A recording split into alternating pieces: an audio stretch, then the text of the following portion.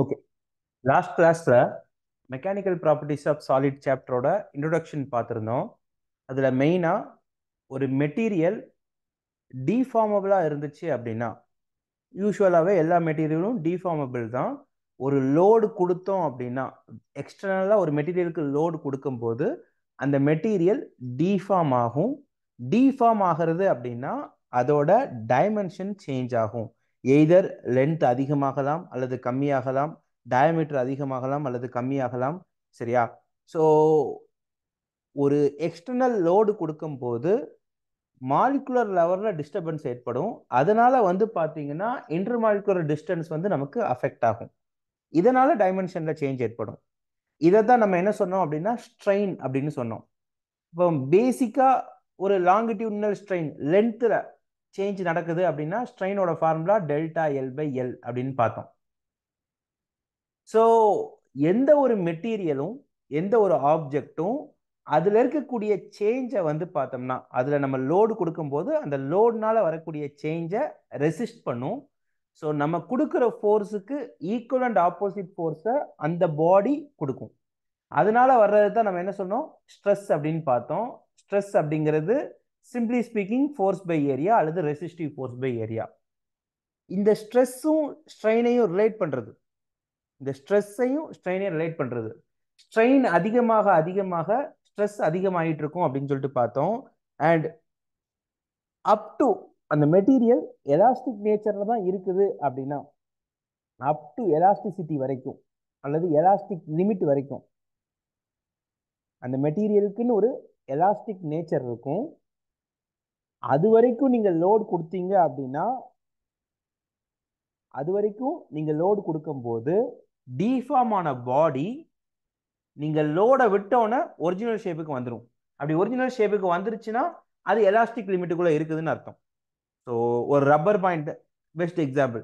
ரப்பரை இழுக்கிறோம், டீஃபார்ம் ஆகுது, திருப்பி விட்டுட்டோம், ஒரிஜினல் ஷேப்புக்கு வந்துருச்சுன்னா அது எலாஸ்டிக் லிமிட்டுக்குள்ள இருக்குது. ஒரிஜினல் ஷேப்புக்கு வராம லென்த் கொஞ்சம் கூடி இருந்துச்சு அப்படின்னா ஓகே, அது எலாஸ்டிக் லிமிட்டை தாண்டி போயிடுச்சுன்னு அர்த்தம். இப்போ என்னன்னா இந்த ஸ்ட்ரெயினுக்கும் ஸ்ட்ரெஸ்ஸுக்குமான ரிலேஷன்ஷிப்பை நம்ம பார்த்தோம். அப் டு எலாஸ்டிக் லிமிட்டுக்குள்ள ஸ்ட்ரெயின் இஸ் ப்ரொபோஷனல் டு அல்லது stress is proportional to strain. Stress is proportional to strain. சரியா? ஸோ யூஸ்வலாக ஸ்ட்ரெஸ்ஸை நம்ம சிக்மான்னு வச்சுக்கலாம், ஸ்ட்ரெயினை எப்சிலான் அப்படிங்கிற பேராமீட்டரில் வச்சுக்கலாம். நம்ம டிஃப்ரெண்ட் பேர் கூட யூஸ் பண்ணலாம், தப்பு இல்லை. Sigma epsilon. Sigma is proportional to epsilon. அப்போ ஈக்குவல் டு போடும்போது ஒரு கான்ஸ்டன்ட் உள்ள வரும். அந்த கான்ஸ்டன்ட்டுக்கு பேர் தான் என்னன்னு பார்த்தோம், யங்ஸ் மாடுலஸ் அப்படின்னு பார்த்தோம். இப்போ நீங்க இங்க பாருங்க, இது லாஸ்டா நம்ம டிஸ்கஸ் பண்ணது. இப்போ இந்த கிளாஸ்ல நம்ம என்ன பார்க்க போறோம் அப்படின்னா, ஓகே, என்கிட்ட ஒரு ஒயர் இருக்குது அல்லது ஒரு ராட் இருக்குது. ஒரு ராடு, அந்த ராடு எப்படி ஹேங் ஆகிட்டு இருக்குதுன்னு வச்சுக்கோங்க. சரியா? இந்த மாதிரி அது தொங்கிக்கிட்டு இருக்குது. இப்போ இதோட ஏரியாவை ஏன்னு வச்சுக்கோங்க. இதுக்கு ஒரு லென்த் இருக்கும் இல்லையா, அதை எல்லுன்னு வச்சுக்கோங்க. இப்போ ரொம்பலாம் வேண்டாம். இது இப்படி ஹேங் ஆகிட்டு இருக்கும் போது இதோட வெயிட் இதுல ஆக்ட் ஆகும். கரெக்டா இல்லையா? செல்ஃப் வெயிட் கீழே பக்கம் ஆக்ட் ஆகிட்டு இருக்கும். நமக்கு தெரியும் எம்ஜி கீழே பக்கம் ஆக்ட் ஆகிட்டு இருக்கும். இந்த வெயிட்னாலேயே பார்த்தோம்னா இதுல ஒரு ஸ்ட்ரெஸ் கிரியேட் ஆகும். கரெக்டா இல்லையா? கீழே பார்க்க நீங்க ஒண்ணும் இல்லை, உங்க கையை ஸ்ட்ரைட்டா நீட்டி வச்சிருக்கீங்க அப்படின்னா, உங்க கையை பாத்தீங்கன்னா நேரம் ரொம்ப நேரம் நீட்டி வைங்க. என்ன ஆகும்? இப்படி நீட்டி வச்சிருக்கும் போது உங்க பாடியில இருந்து உங்க கை இந்த மாதிரி நீட்டி நிற்கும் போது ஆட்டோமேட்டிக்கா என்ன நடக்கும்? ஒரு கட்டத்தில் உங்களுக்கு பெயின் ஃபீல் ஆக ஆரம்பிக்கும். ஏன் அப்படின்னா இப்படி நீட்டி வச்சிட்டு இருக்கும் போது இந்த கையோட வெயிட் கீழே பக்கம் ஆக்ட் ஆக ஆரம்பிக்கும்.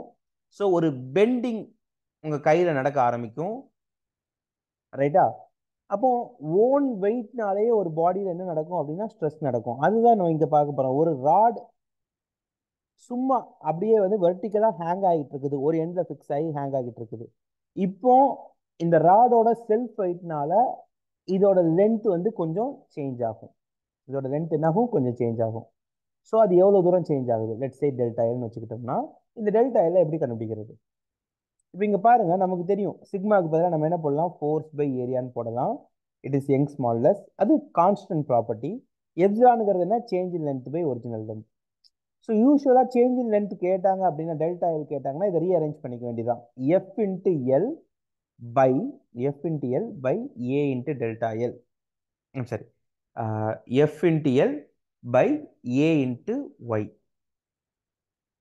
இதுதான் வந்து பார்த்தீங்கன்னா டெல்டா எல்லுக்கான ஃபார்முலா. அதாவது ஒரு சேஞ்ச் இன் லென்த்துக்கு பேசிக்கான ஃபார்முலா இது. ரைட், இது ஞாபகம் வச்சுக்கோங்க. இப்போ இந்த இடத்துல இந்த ஃபார்முலாவை நான் எப்படி அப்ளை பண்றது?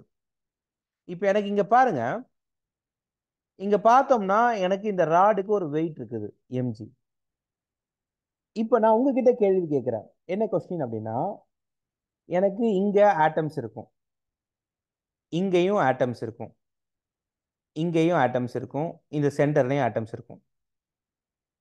இங்க இருக்கக்கூடிய எல்லா ஆட்டம்ஸும், கொஸ்டின் என்னன்னா, இங்க இருக்கக்கூடிய எல்லா ஆட்டம்ஸும் ஒரே மாதிரியான ஸ்ட்ரெஸ்ஸுக்கு உள்ளாகுமா, அல்லது இதுல நடக்கக்கூடிய ஸ்ட்ரெயின் ஒரே மாதிரி இருக்குமா? ஐ மீன், இந்த பாட்டம்ல இருக்கக்கூடிய ஆட்டம்ஸ் அல்லது அங்க இருக்கக்கூடிய மாலிகுல்ஸ் ஃபேஸ் பண்ணக்கூடிய ஸ்ட்ரெஸ் அல்லது ஸ்ட்ரெயின், அதுவும் டாப்ல இருக்கக்கூடிய மாலிகுல்ஸ் ஃபேஸ் பண்ணக்கூடிய ஸ்ட்ரெயின், இது ரெண்டும் சேமா இருக்குமா இல்ல மாறுபடுமா, டிஃப்ரெண்டா இருக்குமா? That's a question. கொஸ்டின் புரிஞ்சுதா?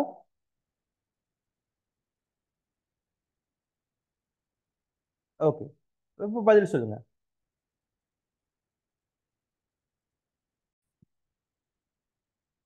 திருப்பி கொஸ்டின் கேட்குறேன். அதாவது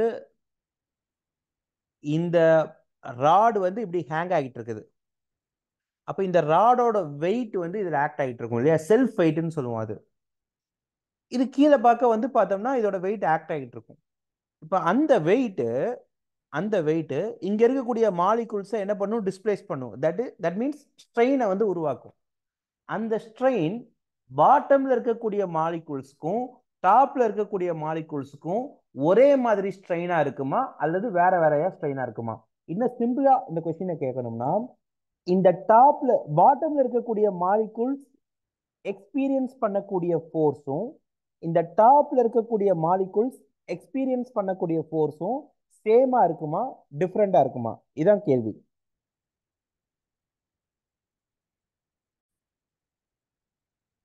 இப்ப நம்ம பார்த்தோம்னா, இப்போ நான் என்ன பண்றேன் அப்படின்னா, இந்த ராடை வந்து, இந்த கேள்விக்கு பதில் என்னன்னா, இந்த ராடை வந்து ஒரு சின்ன சின்ன எலமெண்டா பிரிச்சுக்குங்க. உதாரணத்துக்கு இங்க ஒரு குட்டி எலமெண்ட் எடுத்துக்கங்க. லெட்ஸ் சே இதோட இதை வந்து நான் dxன்னு வச்சுக்கிறேன். இது எக்ஸ் அப்படிங்கிற டிஸ்டன்ஸ்ல இருக்குதுன்னு வச்சுக்கலாம். இந்த எலமெண்டோட லென்த் வந்து dx, அது டாப்ல இருந்து எக்ஸ் அப்படிங்கிற டிஸ்டன்ஸ்ல இருக்குது. இப்போ அப் டு இந்த பாயிண்ட் வரைக்கும் வெயிட் என்ன ஆக்ட் ஆகிட்டு இருக்கும் அப்படின்னு பார்த்தீங்கன்னா, W is equal to, அதாவது இந்த dx அப்படிங்கிற எலமெண்ட் மேல என்ன வெயிட் ஆக்ட் ஆகிட்டு இருக்கும் அப்படின்னு நான் பார்க்குறேன். இந்த செக்ஷன் மேல ஆக்ட் ஆகிட்டு இருக்கக்கூடிய வெயிட் அப்படின்னு பார்த்தோம்னா, விச் இஸ் ஃபோர்ஸுக்கு ஃபார்முலா மாஸ் இன்ட்டு கிராவிட்டி இல்லையா, வெயிட்டுக்கு formula mass into gravity. Mass அப்படிங்கிறது யாருன்னா density into volume into gravity. Density யூஸ்வலா கான்ஸ்டன்ட். வால்யூம் அப்படிங்கிறது யாருன்னா இந்த area, cross sectional area into length, இப்போ எனக்கு இந்த போர்ஷனை தான் பார்க்குறேன்.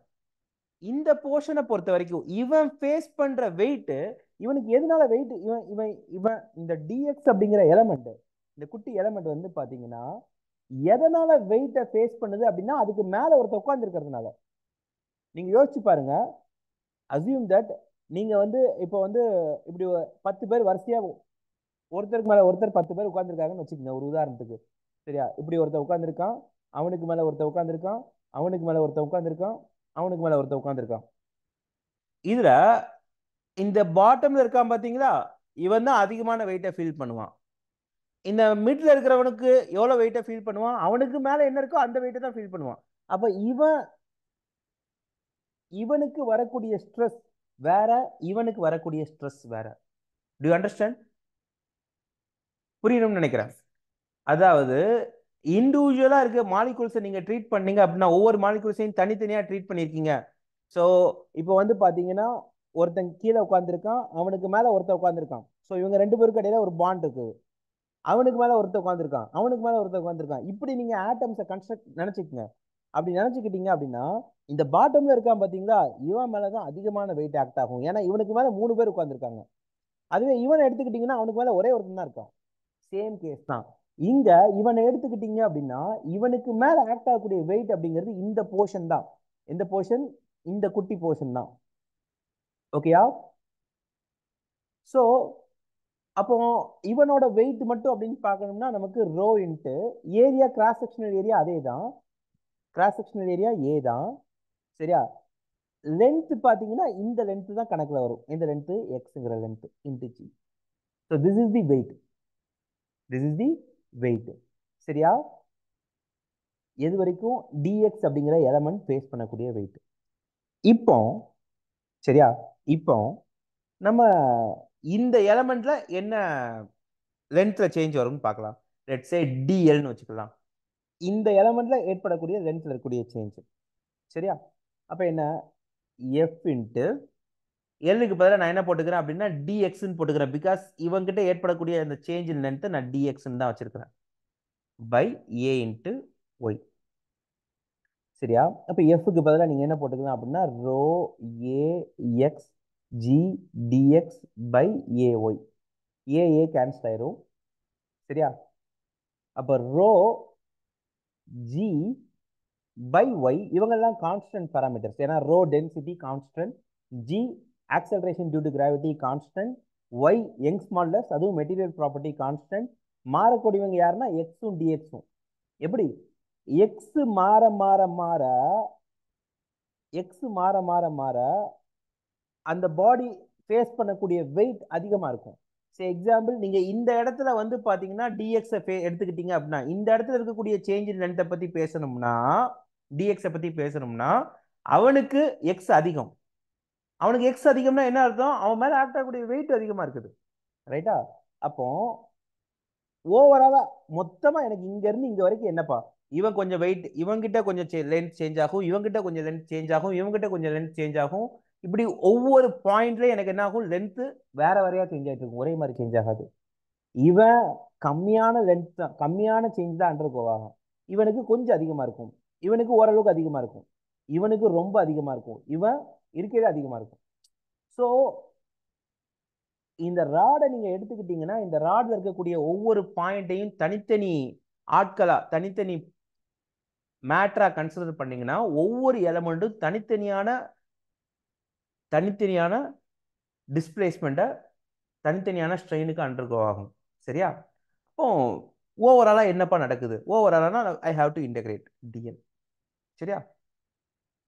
which is rho g y constant integration x to dx.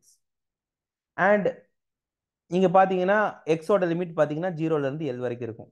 So இதை இன்டகிரேட் பண்ண எனக்கு கிடைக்கிறது வந்து பார்த்தீங்கன்னா not L, I am getting total change in length. சரியா? டிஎல்னு நான் எடுத்துக்கிறேன்னா I am getting total change in length. சரியா? ஸோ அப்போ ரோ ஜி பை ஒய், எக்ஸை இன்டகிரேட் பண்ணா வந்து பார்த்தீங்கன்னா X square by 2 0 to L. உங்களுக்கு தெரியும் integration formula. So upper limit substitute பண்ணிட்டீங்கன்னா rho G L square by 2y. அப்போ ஒரு ராட் அதோட செல்ஃப் வெயிட்னால, ஒரு ராட் அதோட செல்ஃப் வெயிட்னால எவ்வளவு எவ்வளவு சேஞ்ச் இன் லென்த்தை உள்ளாக்கப்படும் அப்படின்னு பார்த்தீங்கன்னா rho G L square by 2y. இதான் ஃபார்முலா. புரிஞ்சுதா?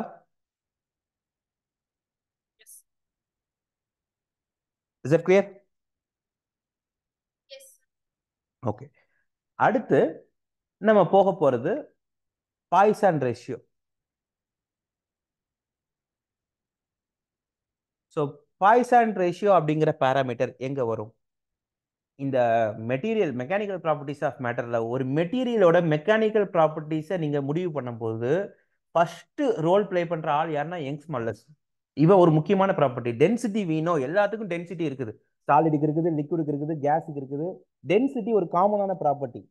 பட் எலாஸ்டிசிட்டின்னு வரும்போது, ஒரு ஃபோர்ஸ்னால டிஃபார்ம் ஆகுது அப்படிங்கிற விஷயத்தை பத்தி பேசும்போது முதல்ல முக்கியமான இருக்கக்கூடிய ஆள் யாருன்னா யங்ஸ் மாடுலஸ். அவன் தான் வந்து பார்த்தோம்னா ஓகே இந்த மெட்டீரியலுக்கு இவ்வளவு ஸ்ட்ரெஸ் வரைக்கும் நீங்க கொடுக்கலாம், இதை தாண்டி கொடுத்தீங்கன்னா அது வெளியே போயிடும், அது பிளாஸ்டிசிட்டி ஆயிரும். அது எல்லாத்தையும் முடிவு பண்ற இடத்துல இந்த யங்ஸ் மாடலஸ் தான் இருக்குது. ஒரு மெட்டீரியல் வந்து பாத்தீங்கன்னா எவ்வளவு குயிக்கா டிஃபார்ம் ஆகும் அப்படிங்கறத முடிவு பண்றது யாருன்னா இந்த யங்ஸ் மாடலஸ் தான். யாருக்கு யங்ஸ் மாடலஸ் அதிகமா இருக்கானோ அவன் அவ்வளவு ஈஸியா டிஃபார்ம் ஆக மாட்டான். அவனுக்கு எலாஸ்டிக் நேச்சர் அதிகமா இருக்கும். சரியா? ரைட். யங்ஸ் மாடலஸ்க்கு அடுத்து வரக்கூடிய முக்கியமான ப்ராப்பர்ட்டி யாருன்னா பாய்சான் ரேஷியோ. இந்த பாய்சான் ரேஷியோ என்ன அப்படின்னா, நல்லா கவனிங்க, நம்ம கிட்ட ஒரு ராட் இருக்குது, இந்த மாதிரி இருக்குது. சரியா? இது எப்படி வச்சுக்கலாம்.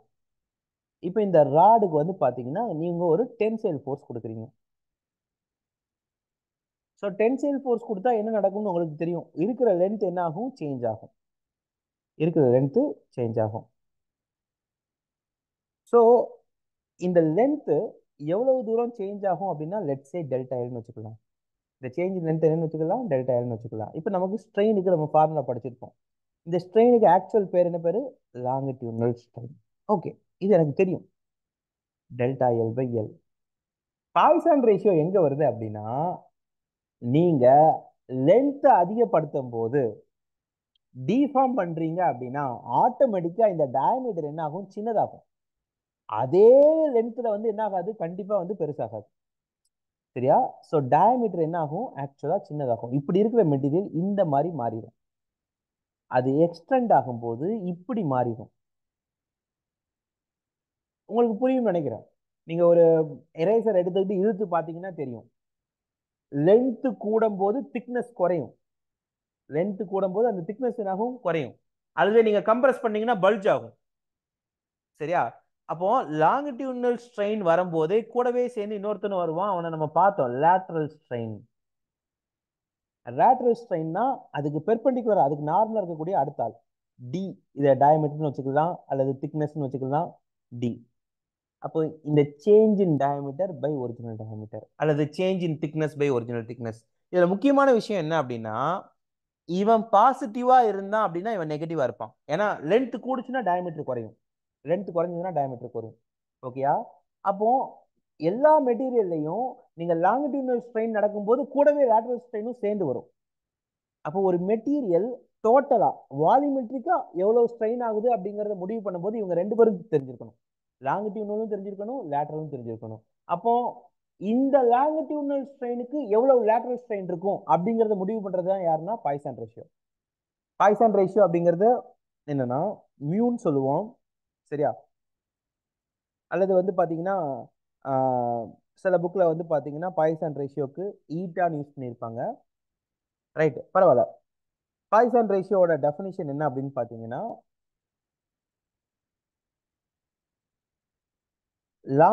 lateral strain by longitudinal strain. சரியா? lateral strain by longitudinal strain. இதுல ஆட்டோமேட்டிக்காவே வந்து பாத்தீங்கன்னா இவனுக்கு நம்ம நெகட்டிவ் போடணும். அப்படி போட்டீங்கன்னா தான் இதோட வேல்யூ பாசிட்டிவா வரும். சரியா? ஸோ ஒவ்வொரு புக்லயும் ஒவ்வொரு டேர்ம் யூஸ் பண்ணியிருப்பாங்க பாய்சான் ரேஷியோ டினோட் பண்றதுக்கு.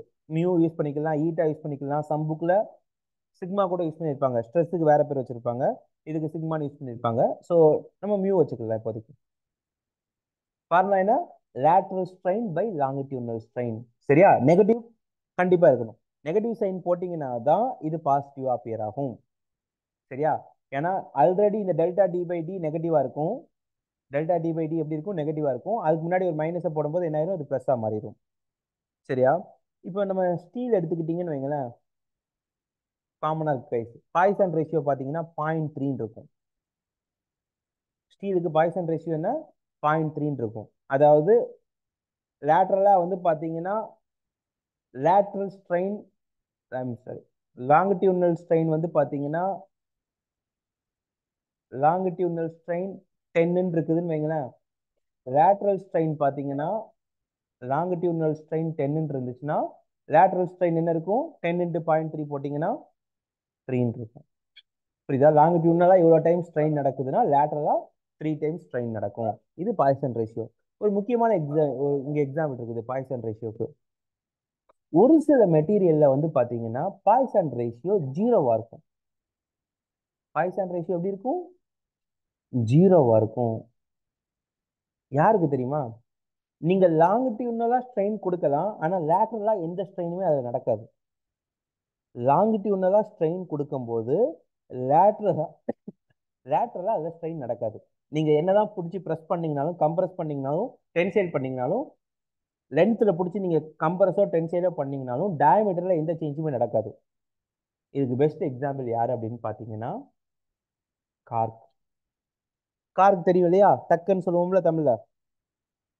நமக்கு கண்ணாடியில எல்லாம் வந்து பார்த்தோம்னா கிளாஸ் பாட்டில் எல்லாம் க்ளோஸ் பண்றதுக்கு வந்து பாத்தீங்கன்னா இந்த கார்க் வச்சு க்ளோஸ் பண்ணியிருப்பாங்க. சரியா? ஏன் அப்படின்னா அதுதான் நல்லா டைட்டா லாக் பண்ணிக்கும். சரியா? பிகாஸ் வந்து பாத்தீங்கன்னா அதுக்கு Poisson ratio zero, almost zero. Poisson ratio of cork பாத்தீங்க அப்படின்னா க்ளோஸ் டு ஜீரோவா இருக்கும். ஸோ நம்ம மூடியெல்லாம் போட்டு லாக் பண்ணும்போது இந்த கண்ணாடி கிளாஸ் எல்லாம் வந்து கண்ணாடி குடுவைகள் எல்லாம் வந்து இங்க போட்டு என்ன பண்ணுவாங்க, அந்த கார்க்கை வச்சு அடைச்சுக்குவாங்க. அடைக்கும் போது அது என்ன ஆகாது அப்படின்னா நம்ம இப்படி ஃபோர்ஸ் கொடுக்கும் போது அதாவது பிடிச்சி மேலே இழுக்கும் போது இந்த மாதிரி எக்ஸ்பேண்ட் ஆகாது, வெளியே வந்துடும். கரெக்டா நீங்க ஒன்ஸ் லாக் பண்ணிட்டீங்க அப்படின்னா பிடிச்சி இழுக்கும் போது என்ன ஆகாது, வெளியே வராது. சரியா? ஒரு சில மெட்டீரியல் இப்போ நம்ம ஹெல்மெட்ல எல்லாம் யூஸ் பண்றோம் இல்லையா, அந்த ஃபோம்ஸ் மாதிரி சொல்லக்கூடியது, அதாவது வந்து பாத்தீங்கன்னா உள்ள யூஸ் பண்ணக்கூடிய அந்த சிந்தட்டிக் மெட்டீரியல்லாம் பாத்தீங்க அப்படின்னா நெகட்டிவ் பாய்சன் ரேஷியோ இருக்கும். அதாவது பிடிச்சி இழுத்தோம் அப்படின்னா அது சுருங்கும். பிடிச்சி இழுத்தோம், ஐம் சாரி, பிடிச்சி இழுத்தோம் அப்படின்னா அது விரியும். அந்த மாதிரி இருக்கிறது அது நெகட்டிவ் பாய்சன் ரேஷியோன்னு அர்த்தம். நார்மலா இப்படி இருக்குது, நான் டென்சைல் ஃபோர்ஸ் கொடுக்குறேன், கொடுத்தா அது சுருங்கணும். That's expectation. அது பாசிட்டிவ் பாய்சன் ரேஷியோ ஸ்டீல். நான் டென்சைல் ஃபோர்ஸ் கொடுக்குறேன், பட் எந்த விதமான லேட்டரலா எந்த விதமான ஸ்ட்ரெயினுமே நடக்கல அப்படின்னா அங்க பாய்சன் ரேஷியோ ஜீரோன்னு அர்த்தம். நான் டென்சைல் ஃபோர்ஸ் கொடுக்குறேன், இழுக்கிறேன், லென்த்தை கூட்டுறேன், ஆனா டயமீட்டர் வந்து பாத்தீங்கன்னா கூடுதுன்னு வைங்களேன், டயமீட்டரும் கூடுச்சுன்னு வைங்களேன், அது நெகட்டிவ் பாய்சன் ரேஷியோன்னு அர்த்தம். சரியா? ஸோ இது எல்லாமே வந்து ஒரு மெட்டீரியலோட கேரக்டரை டிசைட் பண்றதுல முக்கியமான ரோல் பிளே பண்ணுது. சரியா? இப்போ அடுத்து வந்து poison ratio, Young's modulus, rigidity modulus, இவங்களுக்கு இடையில் இருக்கக்கூடிய அண்ட் பல்க் மாடுலஸ், இவங்களுக்கு இடையில் இருக்கக்கூடிய ரிலேஷன்ஷிப்பை நம்ம டிஸ்கஸ் பண்ணலாம். இது வரைக்கும் சொன்னது புரிஞ்சுதா?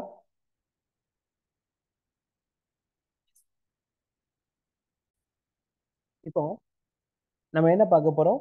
யங்ஸ் மாடுலஸ், ஒரு மெட்டீரியல்ல இருக்கக்கூடிய Young's modulus, rigidity modulus, Poisson ratio, bulk modulus, இவங்க 4 பேருக்கும் இடையில இருக்கக்கூடிய ரிலேஷன்ஷிப். இப்போ நீங்க கேட்குற கேள்வி என்னன்னா, இந்த 4 பேரும் எப்படி கனெக்ட் ஆவாங்க, ஏன் கனெக்ட் ஆகணும், ஏன் கனெக்ட் ஆகணும் அப்படின்னு பாத்தீங்கன்னா, இங்க பாருங்க, ஒரு மெட்டீரியலை நீங்க 3 டைமென்ஷன்ல எடுத்துக்கிட்டீங்க அப்படின்னா நீங்க என்ன பண்றீங்க, 3 டைமென்ஷன்ல ஒரு மெட்டீரியல் எடுத்துக்கிறீங்க. சரியா? ஸோ நான் டெரிவேஷன் போட போறது இல்ல, ரைட்டா? பட் எப்படி கனெக்ட் ஆகும் அப்படிங்கிற அந்த அனாலிசிஸை சொல்றேன். இங்க ஃபோர்ஸ் கொடுக்குறோம், நம்ம ஃபோர்ஸ் எங்க கொடுக்குறோம், இங்க கொடுக்குறோம். இங்க ஃபோர்ஸ் கொடுத்தா என்ன நடக்கும்னு உங்களுக்கு தெரியும். என்ன நடக்கும்? இந்த லென்த் வந்து சேஞ்ச் ஆகும், இந்த லென்த் என்ன ஆகும், அதிகமாகும். சரியா? டென்சைல் ஃபோர்ஸ் கொடுக்கும்போது இப்படி நீங்க ஃபோர்ஸ் கொடுக்குறீங்கன்னு வச்சுக்கலாம். இப்போ நீங்களே யோசிச்சு பாருங்க, நீங்க கொடுக்குற ஃபோர்ஸ் லென்த்தை மட்டும் சேஞ்ச் பண்றது கிடையாது, அது என்ன பண்ணுது அப்படின்னா டயாமீட்டர், அதாவது இந்த திக்னஸ் என்ன பண்ணுது, குறைக்குது. கரெக்டா? அது இந்த திக்னஸ் என்ன பண்ணுது, குறைக்குது. அது மட்டும் இல்லாம இந்த பிரெத் இருக்கு இல்லையா, சோ இதை நான் லென்த்னு வச்சுக்கிறேன், இதை நான் திக்னஸ்னு வச்சுக்கிறேன், இதை பிரெத்னு வச்சுக்கிறேன். சரியா? இந்த பிரெத்தும் என்ன ஆகும் அப்படின்னா சேஞ்ச் ஆகும். ஸோ நீங்க இது எக்ஸ் ஆக்சிஸ்னு வச்சுக்கலாம், மேலே பார்க்க இருக்கிறத ஒய் ஆக்சிஸ்னு வச்சுக்கலாம், அண்ட் இப்படி இருக்கிறத இசட் ஆக்சிஸ்னு வச்சுக்கலாம். நீங்க என்னமோ எக்ஸ் ஆக்சிஸ்ல தான் ஃபோர்ஸ் கொடுக்குறீங்க, ஆனா அது இந்த சர்ஃபேஸுக்கு, அதாவது இந்த இவனுக்கு எக்ஸுக்கு தான் அது என்ன டென்சைலா இருக்குது. But think about this region, இந்த ரீஜனை யோசிச்சு பாருங்க. எந்த ரீஜனை? இந்த ரீஜனை யோசிச்சு பாருங்க. நம்ம கொடுக்கிற ஃபோர்ஸ் என்னமோ இப்படித்தான் இருக்குது, நம்ம கொடுக்கிற ஃபோர்ஸ் இப்படித்தான் இருக்குது. சரி, அதே ஃபோர்ஸை மேலே பார்க்க போட்டிருக்கோம், ஏன்னா இந்த என்டையர் ஏரியாலே ஃபோர்ஸ் ஆக்ட் ஆகிட்டு இருக்குது. கரெக்டா? ஸோ இந்த ஏரியாவை பொறுத்த வரைக்கும் நம்ம கொடுக்கறது டென்சைல் ஃபோர்ஸ். ஆனா இந்த டாப் ஏரியாவுக்கும் பாட்டம் ஏரியாவுக்கும் நம்ம கொடுக்கறது சியர் ஃபோர்ஸ். இந்த ஃபோர்ஸ் இந்த டாப் ஏரியாலையும் பாட்டம் ஏரியாலையும் எப்படி ஆக்ட் ஆகும்? சியர் ஆக்ட் ஆகும். ஷியர் ஃபோர்ஸ்னா யார் உள்ள வந்துருவா அப்படின்னா ரிஜிடிட்டி மாடுலஸ் உள்ள வந்துடும். ஏன்னா யங்ஸ் மாடுலஸ் அப்படிங்கிறது ஸ்ட்ரெஸ் பை ஸ்ட்ரெயின் நம்ம சொல்றோம். யங்ஸ் மாடுலஸோட ஃபார்முலா என்ன? Stress by strain. That is tensile stress அல்லது compressive stress by compressive strain தான். லாங்கிடியூடினல் ஸ்ட்ரெஸ்ஸுக்கு தான் யங்ஸ் மாடுலஸ். சரியா? Tensile stress by tensile strain. G அப்படின்னு சொல்லப்படக்கூடிய இந்த ரிஜிடிட்டி மாடுலஸ் அப்படிங்கிறது shear stress by shear strain. Shear stress by shear strain. And நல்லா யோசிச்சு பாருங்க, இந்த ஏரியால மட்டும் இல்ல, இந்த ஏரியாவை எடுத்துக்கிட்டீங்கன்னா, எந்த ஏரியா? இந்த ஏரியாவை எடுத்துக்கிட்டீங்கன்னா, ஸோ நம்ம கொடுக்குற ஃபோர்ஸ் அதே ஃபோர்ஸ் தான். நான் ஃபோர்ஸை மாத்தல, அதே ஃபோர்ஸ் தான், அதே ஃபோர்ஸ் தான், அதே ஃபோர்ஸ் தான். இதே ஃபோர்ஸ் தான். இங்க பாருங்க, ஒரே ஃபோர்ஸ் தான். எல்லாமே நான் ஃபோர்ஸ் வந்து எக்ஸ் ஆக்சிஸ்ல தான் போட்டிருக்கேன். சரியா? ஃபோர்ஸ் எக்ஸ் ஆக்சிஸ்ல தான் போட்டிருக்கேன். ஆனா இந்த ரீஜனுக்கு அது ஷியர், இந்த ரீஜனுக்கும் அது ஷியர். ஸோ இந்த ஷியர் ஸ்ட்ரெஸ் அப்படிங்கிறது நீங்க நல்லா யோசிச்சு பாருங்க. இப்படி இருக்கா? இது எக்ஸ் ஆக்சிஸ் பா, இது ஒய் ஆக்சிஸ் பா. சரியா? இது ஒய் ஆக்சிஸ் அண்ட் இது இசட் ஆக்சிஸ். இது யாரு? Z axis. இப்படி இருக்கிறது இசட் ஆக்சிஸ். யோசிச்சு பாருங்க, இந்த பிளேன் இருக்கு இல்லையா? இந்த பிளேனுக்கு பேர் என்ன பேருனா X Y plane. X Y plane. மேல இருக்கு பாத்தீங்களா இந்த பிளேன், எக்ஸ் இசட் பிளேன். இந்த பிளேனுக்கு பேர் என்ன பேரு? X Z plane. இந்த ரெண்டு பிளேன்லையும், எக்ஸ் ஒய் பிளேன்லையும் எக்ஸ் இசட் பிளேன்லையும் என்ன நடக்குது? மாடுலஸ் ஆஃப் ரிஜிடிட்டின்னு சொல்லப்படக்கூடிய சியர் ஸ்ட்ரெஸ் தான் வருது. ஈவன் ஜி தான் உள்ள வராங்க. சரியா? சியர் ஸ்ட்ரெஸ் தான் வருது, அதனால ஜி தான் இங்க ரோல் பிளே பண்ணும். பட் இங்க இவன் யாரு? இவன் யாரு? Z Y. ஒய் இசட் பிளேன்ல தான், ஒய் இசட் பிளேன்ல தான் என்ன ஸ்ட்ரெஸ் நடக்குது? டென்சைல் ஸ்ட்ரெஸ் நடக்குது. தட் மீன்ஸ் யங்ஸ் மாடுலஸ் உள்ள வருவாங்க. ஸோ இந்த பிளேனுக்கு தான் டென்சைல், இந்த பிளேனுக்கும் இந்த முன்னாடி இருக்கக்கூடிய பிளேனுக்கும் என்ன? ஷியர். ரைட்டா? அப்போ உங்களுக்கே தெரியுதுங்க, ஒய்யையும் ஜியையும் லிங்க் பண்ணணும். ஒய்யையும் ஜியையும் லிங்க் பண்ண நான் கொடுக்குற ஃபோர்ஸ் டென்சைல் தான், பட் அதனால ஷியர் வருது. ஷியர் வர்றதுனால வந்து பாத்தீங்கன்னா எனக்கு லேட்டரல் ஸ்ட்ரெயின் நடக்குது. அப்ப லேட்டரல் ஸ்ட்ரெயின் வர்றதை ரிலேட் பண்றது யாரு? மியூ. ஓகே, எனக்கு வந்து இந்த மியூ வந்து நான் எக்ஸ் ஆக்சிஸ்ல கொடுக்குறேன். இந்த மியூ எதை சொல்லுது அப்படின்னு பாத்தீங்கன்னா பாய்சன் ரேஷியோ. பாய்சன் ரேஷியோ எதை கொடுக்குதுன்னா ஒய் ஆக்சிஸோட ஸ்ட்ரெயின் அண்ட் இசட் ஆக்சிஸோட ஸ்ட்ரெயின் ரெண்டையுமே கொடுக்குது. சரியா? ஸோ கொடுக்குற ஃபோர்ஸ் எக்ஸ் ஆக்சிஸ்ல அது வந்து பாத்தீங்கன்னா F X, that is tensile force. Tensile force. இந்த tensile force Y and Z ஆக்சிஸ்ல, ஒய் அண்ட் இசட் ஆக்சிஸை பொறுத்த வரைக்கும் அது என்ன? அது ஷியரா இருக்கும், ஷியர் ஃபோர்ஸா இருக்கும். அதனால ஜி கிரியேட் ஆகும். அப்ப இவங்களை லிங்க் பண்றது யாருன்னா மியூ. அண்ட் நமக்கு ஸ்ட்ரெயின் எக்ஸ் லைன் நடக்குது, ஒய் லைன் நடக்குது, இசட் லைன் நடக்குது. அப்போ மூணுலையுமே ஸ்ட்ரெயின் நடக்குதுன்னா டோட்டலா வால்யூமெட்ரிக் ஸ்ட்ரெயின் தான் நடக்குது.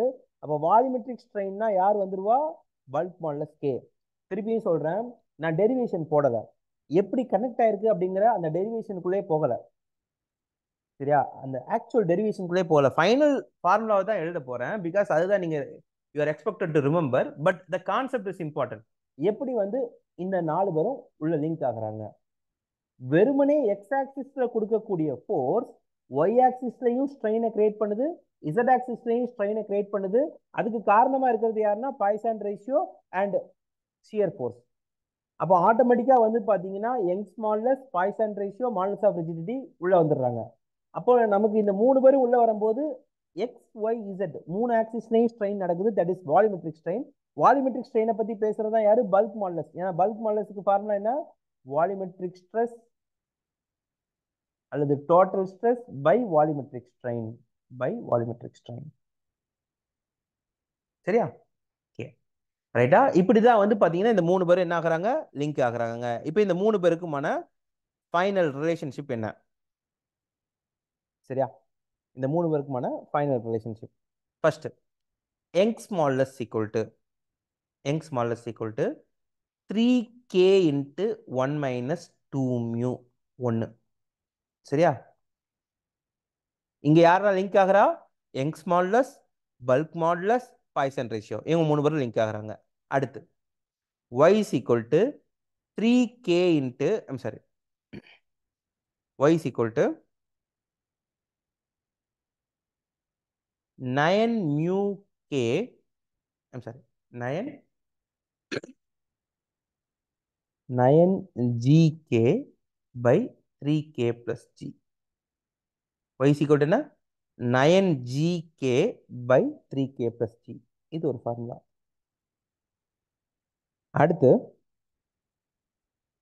அடுத்து வந்து பாத்தீங்கன்னா y is equal to 2g into 1 plus mu. 2g into என்ன? 1 plus mu. சரியா? ஸோ இங்க Young's modulus, rigidity modulus, Poisson ratio 3 பேரும் லிங்க் ஆகுறாங்க. இங்க Young's modulus, rigidity modulus, bulk modulus இவங்க 3 பேரும் லிங்க் ஆகுறாங்க. ரைட்டா? ஸோ இதுல நீங்க ஏதாச்சும் 2 ரிலேஷன்ஷிப் தெரிஞ்சா போதும், 3வது ரிலேஷன்ஷிப் ஆட்டோமேட்டிக்கா வந்துடும். எய்தர் இந்த 2 ஃபார்முலா தெரிஞ்சா ஆட்டோமேட்டிக்கா அதுல இருந்து 3வது ஃபார்முலா அரைவ் ஆயிரும். அல்லது எந்த 2 ஃபார்முலா ஈஸியா இருக்கோ அதை நீங்க ஞாபகம் வச்சுக்கலாம். 3 ஃபார்முலாவும் ஞாபகம் இருக்கணும்னு அவசியம் இல்லை. Any 2 formulas is enough. ஏன்னா எனி 2 ஃபார்முலாஸ் ஆர் எனஃப். ரைட்டா? So this is the relationship between Young's modulus, rigidity modulus, Poisson ratio and bulk modulus. புரிஞ்சுதான்னு சொல்லுங்க.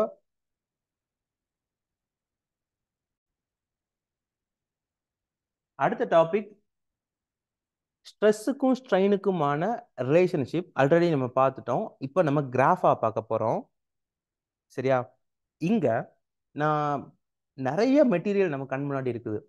ஸ்டீல் இருக்குது, கிளாஸ் இருக்குது, சரியா, பிளாஸ்டிக் இருக்குது. ஒவ்வொரு மெட்டீரியலும் ஒவ்வொரு சாலிடும் ஒவ்வொரு மாதிரி இருக்கும். நம்ம பேசுறது சாலிடை பத்தி தான் பேசிட்டு இருக்கோம். சாலிட்லயே நமக்கு நிறைய மெட்டீரியல்ஸ் அவைலபிளா இருக்குது. இப்போ நான் ஸ்டீல் எடுத்துக்கிறேன். சரியா? நம்ம நார்மலா பார்க்கக்கூடிய ஸ்டீல், இரும்புன்னு சொல்றோம் இல்லையா? இரும்புல அலாய், அயனோட அலாய் தான் ஸ்டீல். அதுல கிராஃப் பாருங்க. ஸ்ட்ரெஸ் ஸ்ட்ரெயின், ஸ்ட்ரெஸ் ஸ்ட்ரெயின் வரும்போது உங்களுக்கு தெரியணும், எக்ஸ் வந்து பாத்தீங்கன்னா ஸ்ட்ரெயினா இருக்கும். ஏன்னா ஸ்ட்ரெயின் மாற மாற ஸ்ட்ரெஸ் மாறும். ஸோ ஸ்ட்ரெஸ் வந்து பாத்தீங்கன்னா ஒய் ஆக்சிஸ்ல இருக்கும். இப்போ என்னன்னா இந்த கிராஃப் பாருங்க எப்படின்னா, ஒரு மெட்டீரியல் லெட்ஸே வந்து பாத்தீங்கன்னா ஸ்டீல் மாதிரியான ஒரு மெட்டீரியல் எடுத்துக்கலாம். இந்த மெட்டீரியலுக்கு நான் வந்து இந்த கிராஃப் வரைஞ்சு காமிக்கிறேன். இதுல இருந்து நீங்க மற்ற எல்லாமே ஓரளவுக்கு அண்டர்ஸ்டாண்ட் பண்ண முடியும். அந்த கிராஃபோட நேச்சர் எப்படி இருக்குன்னு பாருங்க. இப்போ நார்மலா வந்து பாத்தீங்கன்னா ஓகே, இந்த இடத்துல இருக்குது என்ன அர்த்தம்? There is no strain, no strain, no stress.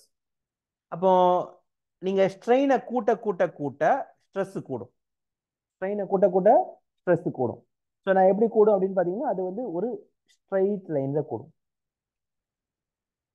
Straight லைன்ல கூடும் இந்த பாயிண்ட் வரைக்கும்.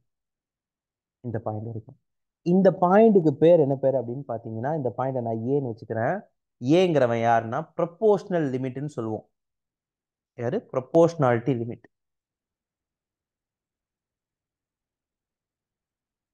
சரியா? இதுக்கப்புறம் நீங்க இன்க்ரீஸ் பண்றீங்க அப்படின்னா ஏல இருந்து சம்ஹவ் இப்படி போகும். லெட்ஸே இந்த பாயிண்ட் பின்னு வச்சுக்கலாம். இந்த பிங்கிறது தான் யாருன்னா எலாஸ்டிக் லிமிட். யாரு? Elastic limit. அதாவது 2 பாயிண்டா சொல்றேன், ஒன்னு ப்ரொபோர்ஷனாலிட்டி லிமிட், இன்னொன்னு எலாஸ்டிக் லிமிட். இந்த எலாஸ்டிக் லிமிட்டுக்கான அர்த்தத்தை நம்ம ஆல்ரெடி பார்த்துட்டோம். சரியா? நம்ம ஏற்கனவே ஹூக்ஸ்லால தெளிவா பார்த்தோம்.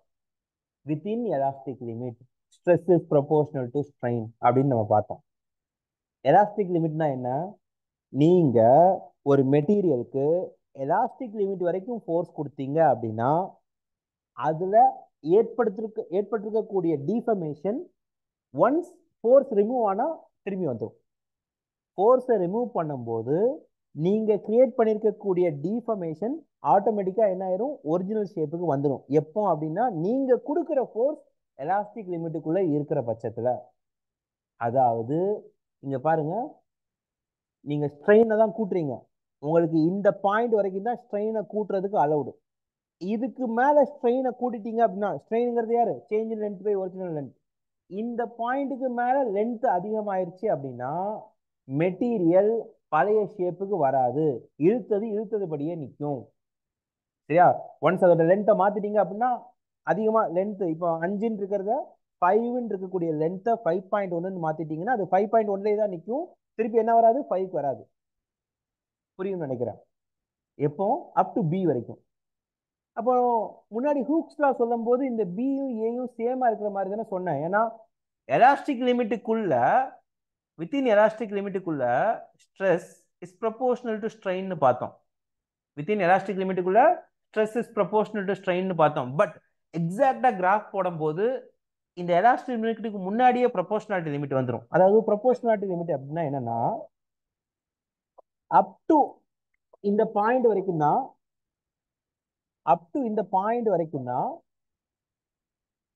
அதாவது எந்த பாயிண்ட் ஏங்கிற ப்ரொபோர்ஷனாலிட்டி லிமிட் வரைக்கும் தான் உங்களுக்கு ஸ்ட்ரெஸ் வந்து ஸ்ட்ரெயினுக்கு ப்ரொபோர்ஷனலா இருக்கும்.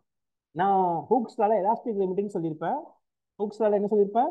எலாஸ்டிக் லிமிட்னு சொல்லியிருப்பேன். இங்க என்ன சொல்றேன் அப்படின்னா ப்ரொபோர்ஷனாலிட்டி லிமிட்னு சொல்றேன். என்ன வித்தியாசம் அப்படின்னா பெரும்பாலான மெட்டீரியல்ஸ்க்கு இவங்க ரெண்டு பேரும் ரொம்ப க்ளோஸா தான் இருப்பாங்க. ஏயும் பியும் ரொம்ப க்ளோஸா தான் இருப்பாங்க. பட் ஸ்டீல்ல வந்து பாத்தீங்கன்னா அந்த டிஃபரன்ஸ் ஓரளவுக்கு தெரியும். ஸ்டீல்ல வந்து பாத்தீங்கன்னா இந்த பாயிண்ட் வரைக்கும் தான் ஸ்ட்ரெஸ் இஸ் ப்ரொபோர்ஷனல் டு ஸ்ட்ரெயினா இருக்கும். இந்த பாயிண்ட்டுக்கு மேல போயிருச்சுன்னா அந்த கிராஃப் பாருங்க லைன்ல இருந்து ஒரு மாதிரி கருவா மாறிடும். பட் எலாஸ்டிக்கா தான் இருக்கும். சரியா? ஸோ அதுதான் டிஃபரன்ஸ். ஸோ அப் டு ஏ வரைக்கும் தான் உங்களுக்கு stress is proportional to strain. அப்போ இந்த கிராஃப் இருக்கு இல்லையா, இந்த கிராஃப் இந்த ஓஏங்கிறது யாருன்னா ஒரு லைனா இருக்கும், ஒரு ஸ்ட்ரைட் லைனா இருக்கும். சரியா? இந்த ஸ்ட்ரைட் லைனோட ஸ்லோப் யாரு சொல்லுங்க? இந்த ஸ்ட்ரைட் லைனோட ஸ்லோப் யாருன்னு சொல்லுங்க பார்க்கலாம். அப் டு ஏ வரைக்கும் வந்து பாத்தீங்கன்னா stress is proportional to strain சொல்றோம். அப்போ ஏக்குள்ள வந்து பாத்தீங்கன்னா இருக்கிறது ஸ்ட்ரெயிட் லைன். அந்த ஸ்ட்ரெயிட் லைனோட ஸ்லோப் யாரு? எஸ். ஸ்லோப்புக்கு ஃபார்முலா தெரியும் இல்லையா? Change in Y by change in X, which is யாரு? ஒய்ஏ. இங்க ஸ்ட்ரெஸ் தான் Y. So stress by strain யாரு? இது யங்ஸ் மாடுலஸ். அப்போ ஓஏ அப்படிங்கிற லைனோட ஸ்லோப் தான் யாருன்னா யங்ஸ் மாடுலஸ். சரியா? அண்ட் ஸ்டீல் எடுத்துக்கிட்டீங்க அப்படின்னா இந்த கிராஃப் ஆக்சுவலா எப்படி போடுவாங்கன்னா இப்படி போடுவாங்க. இப்படிதான் இந்த கிராஃபே இருக்கும். ஏன் இப்படி இருக்குது அப்படின்னா இந்த லைன் ஏன் இப்படி ஒட்டி போய் இருக்குது அப்படின்னா ஸ்லோப் ரொம்ப அதிகம். அந்த ஸ்ட்ரெஸ் ஸ்ட்ரெயின் கிராஃப்ல ஸ்டீலோட ஸ்லோப் வந்து பாத்தீங்கன்னா ரொம்ப அதிகமா இருக்கும். ஏன்னா ஸ்டீலுக்கு யங்ஸ் மாடுலஸ் அதிகம். சரியா? ஸோ ஜென்ரலா போடும்போது ஓரளவுக்கு நாமினலா போட்டுக்குவாங்க. ஓகேயா? இப்போ நம்ம ஜென்ரலா போட்டுட்டு இருக்கோம். இப்போ ஏ பி. இப்போ பி வரைக்கும் என்ன? Elastic limit. சரியா? இப்போ அடுத்து இன்னும் ஃபர்தரா ஓகே எலாஸ்டிக் லிமிட்டை தாண்டுறீங்க அப்படின்னா எலாஸ்டிக் லிமிட்டை தாண்டும் போது ஒரு மெட்டீரியல் இப்படி இருக்குது, நீங்க பிடிச்சி இழுக்கிறீங்க, இழுக்கும் போது அதோட லென்த் என்னாகும்? சேஞ்ச் ஆகும். ஒரு பாயிண்ட் வரைக்கும் இந்த ஸ்ட்ரெயின் வரைக்கும் ஓகே வித்தின் எலாஸ்டிக் லிமிட். இதை தாண்டிருச்சு அப்படின்னா இந்த பாயிண்ட் வரைக்கும் எலாஸ்டிக் லிமிட். இதை தாண்டிருச்சு அப்படின்னா அது என்னாகும்? லென்த் கூடினபடியே இருக்கும். லென்த் என்னாகாது? ஒரிஜினல் ஷேப்புக்கு வராது. தட் மீன்ஸ் அந்த மெட்டீரியல் பிளாஸ்டிக் நேச்சருக்கு மாற ஆரம்பிச்சிருக்கும். சரியா? அப்ப அதை நம்ம என்ன சொல்லுவோம் அப்படின்னா ஈல்டு பாயிண்ட் அப்படின்னு சொல்லுவோம். Yield point. சரியா? ஸோ கொஞ்சம் இங்க மேல போயிருச்சு அப்படின்னா அதுக்கு அடுத்து என்ன ஆயிரும்? ஈல்டு பாயிண்ட் வந்துடும். இதை லெட்ஸ் சே சீன் வச்சுக்கலாம். சரியா? ஸோ ஈல்டு பாயிண்ட்டுக்கு அப்புறம் இந்த ஈல்டு பாயிண்ட்லயே நமக்கு வந்து lower yield point, higher yield point ரெண்டனா இருக்கும். நீங்க ஸ்டீல்லையே ரொம்ப சாஃப்டான ஸ்டீல் எடுத்துக்கிட்டீங்கன்னா மைல்டு ஸ்டீல் இருக்கும். அதெல்லாம் நமக்கு தேவையில்லை இப்போதைக்கு. சரியா? அதெல்லாம் வந்து பாத்தீங்கன்னா இந்த ஈல்டு பாயிண்ட்லயே நிறைய டிஃபரன்ஸ் இருக்குது. ஓகே. ஸோ சி அப்படின்னு வந்துருச்சுன்னா சில இருந்து என்ன ஆக ஆரம்பிச்சிடும் அப்படின்னா அது ஈல்ட் ஆக ஆரம்பிச்சிடும். அதாவது லென்த் கூட ஆரம்பிச்சிடும். சரியா? ஒன்ஸ் நீங்க சியை தாண்டிட்டீங்க அப்படின்னா ஒன்ஸ் பியை தாண்டிட்டீங்கன்னா அது பிளாஸ்டிக் நேச்சருக்கு வந்துடும். சியை தாண்டிட்டீங்கன்னா அது என்ன ஆயிரும்? அதோட லென்த் கூட ஆரம்பிச்சிடும், பெர்மனண்டா கூட ஆரம்பிச்சிடும். சரியா? ஓகே. ஃபர்தரா ஓகே இன்னும் ஃபர்தரா நீங்க வந்து பாத்தீங்கன்னா ஸ்ட்ரெஸ்ஸை கூட்டிகிட்டே இருக்கிறீங்க. கூட்டினீங்க அப்படின்னா ஒரு பாயிண்ட் வரைக்கும் அது போகும். அந்த பாயிண்ட்டுக்கு பேர் தான் என்ன பேரு? Braking point. ரைட்டா? லெட்ஸ் சே டின்னு வச்சுக்கலாம். என்ன பாயிண்ட்? Braking point. இந்த பாயிண்ட் வந்துருச்சு அப்படின்னா அது என்ன ஆயிரும்? பிரேக் ஆயிரும், உடஞ்சிரும். சரியா? ஸோ அந்த கிராக் வந்து பார்த்தீங்கன்னா இங்கேருந்து வந்து அது ஈல்டாக ஆரம்பிக்கும். ஈல்டாக ஆரம்பிச்சு இந்த இடத்துல என்ன ஆயிடும், கிராக் விழுந்துடும். மெட்டீரியலில் அந்த பிரேக்கிங் நடந்துடும். பிரேக்கிங் நடந்துருச்சுன்னா ஓகே, மெட்டீரியலுக்கு இப்போ எந்த கவலையும் இல்லை. ஏன் அது ஸ்ட்ரெஸ் ஆகிட்டு இருக்குது? இருக்கிற மாலிகூல்ஸை நகர விடாம தடுக்கிறது தான் ஸ்ட்ரெஸ் இல்லையா? ஒரு ஃபோர்ஸ் கொடுக்குறேன், ஃபோர்ஸ் கொடுக்கறதுனால மாலிகூல்ஸ் ஒன்றை விட்டு ஒன்று விலகி போகுது. அப்போ அந்த மெட்டீரியல் என்ன நினைக்கும், ஓகே விலகி போற மாலிகூல்ஸை பிடிச்சி வைக்கணும்னு நினைக்கும். அந்த பிடிச்சி வைக்கிறதுனால தான் ஸ்ட்ரெஸ் வருது. ரைட்டா? நீங்க ஒன்ஸ் இந்த பிரேக்கிங் பாயிண்ட் ரீச் பண்ணிட்டீங்க அப்படின்னா அது உடஞ்சிருச்சு. உடஞ்சதுக்கு அப்புறம் வந்து பாத்தீங்கன்னா அந்த மெட்டீரியலுக்கு எந்த கவலையும் இல்லை. அதோட ஸ்ட்ரெஸ் என்ன ஆயிரும், கம்ப்ளீட்டா குறைஞ்சிரும். பிரேக் ஆயிடுச்சு, இந்த இடத்துல பிரேக் ஆக ஆரம்பிக்கும், இந்த இடத்துல கம்ப்ளீட்டா என்ன ஆயிரும், ஃப்ராக்சர் ஆயிரும். சரியா? இந்த பாயிண்ட் என்ன சொல்லுவாங்க, ஃப்ராக்சர் பாயிண்ட் சொல்லுவாங்க. சரியா? ஸோ நீங்க பாத்தீங்கன்னா டில இருந்து ஈக்கு வந்து ஸ்ட்ரெஸ் கூடும், ஐ மீன் ஸ்ட்ரெயின் கூடும், ஆனால் ஸ்ட்ரெஸ் குறையும். ஏன்னா அது வந்து பாத்தீங்கன்னா நீங்க இழுக்க அது என்ன ஆயிட்டு இருக்கும், கிராக் விழுந்துகிட்டே இருக்கும். ஒரு பாயிண்ட் என்ன ஆயிரும், பிரேக் ஆயிரும். ஸோ இதுதான் என்ன ஜென்ரலான ஸ்ட்ரெஸ் ஸ்ட்ரெயின் பிஹேவியர். புரிஞ்சுதா? ஓகே, அடுத்து strain energy.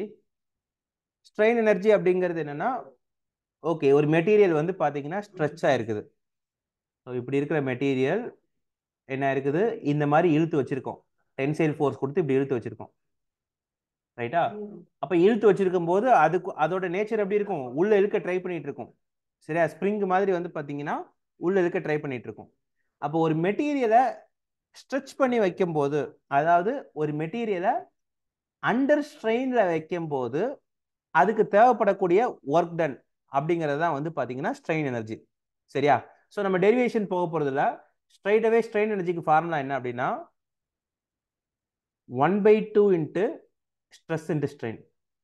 1/2 into stress into strain. சரியா?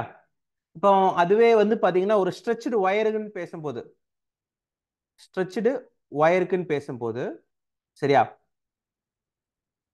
Stress into strain into volume. சரியா? Into volume is equal to. சரி, ஒரு ஒயருன்னு பேசும்போது சேம் ஃபார்முலா தான். நீங்க என்ன பண்ணிக்கலாம் அப்படின்னா stress by strain equal to யாரு, யங்ஸ் மாடுலஸ். சரியா? அப்ப நீங்க வந்து பாத்தீங்கன்னா ஸ்ட்ரெயினுக்கு பதிலா ஸ்ட்ரெஸ் பை யங்ஸ் மாடுலஸ் போட்டுக்கலாம்.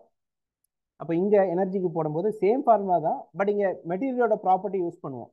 1/2 இன்ட்டு ஸ்ட்ரெஸ் அப்படியே இருக்கும், ஸ்ட்ரெயினுக்கு பதிலா stress by Young's modulus into volume, அல்லது 2y கீழே இருக்கும், stress whole square into volume.